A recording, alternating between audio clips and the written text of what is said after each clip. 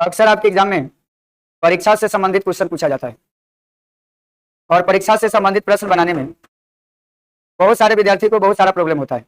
आज इस वीडियो के माध्यम से हम आपको बताएंगे कि परीक्षा से संबंधित जो प्रश्न दिया हुआ रहेगा उसको मात्र जो है 5 से 7 सेकंड में कैसे बनाया जा सकता है। जिस सवाल में आप 2 मिनट लगाते हैं उसमें मात्र हम 5-7 सेकंड में आपको बनाकर दिखाएंगे, काफी आसानी से बना सकते हैं। चलिए हम लोग क्वेश्चन को शुरू करते हैं। सवाल पहले एक बार समझ लीजिए, फिर बार बार आपको समझने की जरूरत नहीं पड़ेगी। कह रहा है एक परीक्षार्थी 25% अंक प्राप्त कर रहा है लेकिन वह 30 अंकों से अनुत्तीर्ण हो गया, फेल हो गया। यानी 25% तो अंक लाया है लेकिन फेल हो गया है कितना से 30 अंकों से। जबकि एक दूसरा विद्यार्थी है 50% अंक लाया है और उत्तीर्ण होने के लिए जो न्यूनतम पूर्णांक चाहिए उसे 20 अंक उसका एक्स्ट्रा है। तो आपसे पूछ देगा कि परीक्षा का कुल पूर्णांक बताइए क्या होगा, या पास मार्क बताइए क्या होगा, या पास होने के लिए कितना अंक चाहिए क्या होगा। यानी 2 विद्यार्थी क्या करा देगा।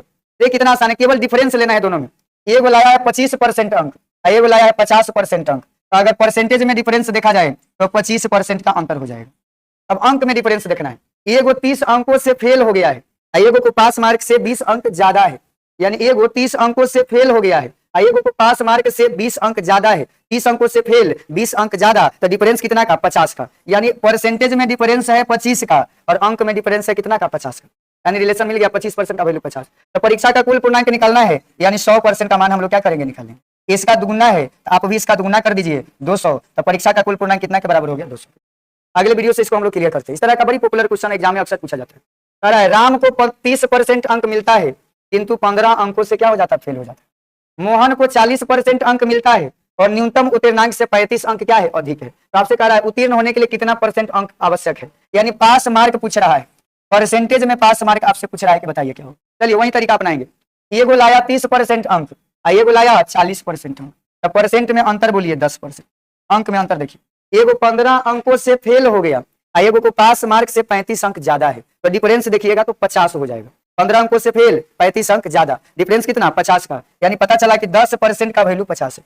डिफरेंस दोनों तरफ लिए तो एक बात पता चलेगा कि 1% का वैल्यू कितना हो जाएगा 5। हमसे अगर पूछा होता कि कुल पूर्णांक बताइए कितना, तो 100% का वैल्यू 500। लेकिन आपसे पूछ रहा है परसेंटेज में पास मार्क कितना के बराबर है। तो कोई भी एक स्टेटमेंट को आप पढ़ लीजिए, बोलिए कितना अंक लाया था। देखिए इसी को पढ़िए, कितना अंक लाया था 30%, फेल हो गया कितना से 15 अंकों से। तो 5 गो अंक का मतलब 1% होता है। अगर 3 गुना करिएगा 15 गो अंक का मतलब 3% से फेल हो गया है। हम कह सकते हैं कि 3% नंबर और रहता तो पास हो जाता। यानी पास मार्क आया कितना 33% के बराबर, जो ऑप्शन नंबर किसमें दिया हुआ है। आप दूसरा स्टेटमेंट को भी पढ़ सकते हैं। दूसरा स्टेटमेंट देखिए पढ़कर हम आपको बताते हैं। 40% अंक लाया है, कितना अंक लाया है 40, पास मार्क से 35 अंक ज्यादा है।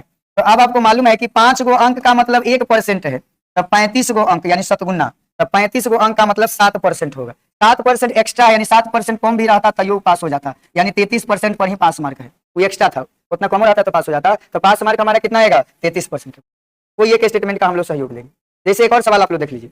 कह रहा है एक विद्यार्थी जिसे 20% अंक मिलता है और वह 30 अंकों से फेल हो जाता है। एक दूसरा विद्यार्थी 32% अंक मिलता है और न्यूनतम उत्तीर्णांक से 42 अंक ज्यादा है। तो बोलिए 20% और 30%, डिफरेंस कितना का 12%। अंक में देखिए 30 अंकों से फेल, 30 अंकों से फेल और पास मार्क से 12 गो ज्यादा, 12 ज्यादा नहीं 42 ज्यादा। तो डिफरेंस कितना का हो रहा है 72 का। 30 अंकों से फेल, 42 अंक ज्यादा, 72 का अंतर हो रहा है। यानी 12% का वैल्यू कितना हो गया 72।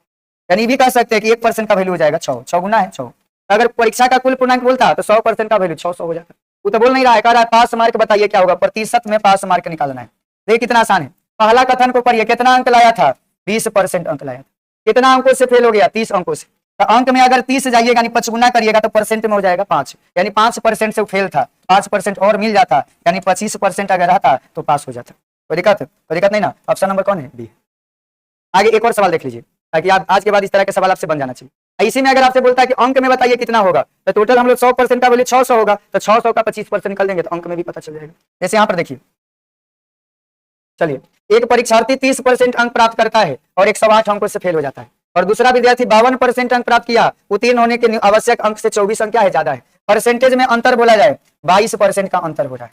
अंक में अंतर बोलिए 108 अंकों से फेल और 24 अंक ज्यादा, 132 का अंतर हो रहा है। यानी हमारे हिसाब से अंतर आया कितना का 132 का अंतर। तो आपसे पूछा जाए कि बताइए, तो बताइए कि परीक्षा का कुल पूर्णांक क्या है। कुल पूर्णांक का मतलब हो गया 100% का मान आपको क्या करना है, निकाल देना है। क्या निकालना है 100% का मान। चलिए इसका ही 6 गुना है तो इसका भी 6 गुना कर दीजिए 600, कितना हो जाएगा 600। तो परीक्षा का कुल पूर्णांक कितना हो गया 600।